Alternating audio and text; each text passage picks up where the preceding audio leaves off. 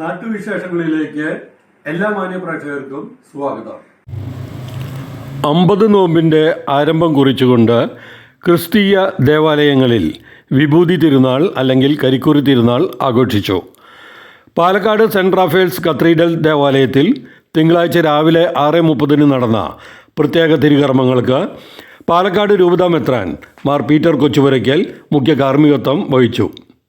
വികാരി father Joshi Pulikkottil, father James Chakyath, assistant വികാരിമാരായ father Ibin Perumpalliyil, father Ashish Shaji എന്നിവർ സഹകാർമ്മികരായി.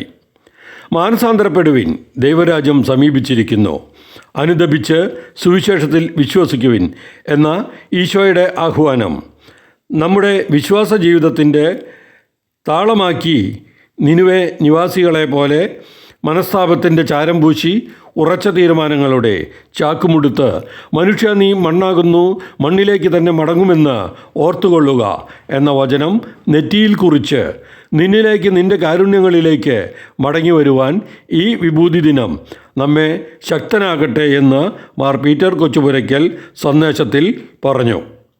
എല്ലാ ദിവസവും രാവിലെ 5:30 കുരിശിൻ്റെ വഴിയും തുടർന്ന് 6:15 വിശുദ്ധ കുർബാനയും, വൈകിട്ട് 5:30 കുർബാനയും തുടർന്ന് കുരിശിൻ്റെ വഴിയും എല്ലാ ദിവസവും ഉണ്ടായിരിക്കുമെന്ന് വികാരി ഫാദർ ജോഷി പുലിക്കോട്ടിൽ അറിയിച്ചു.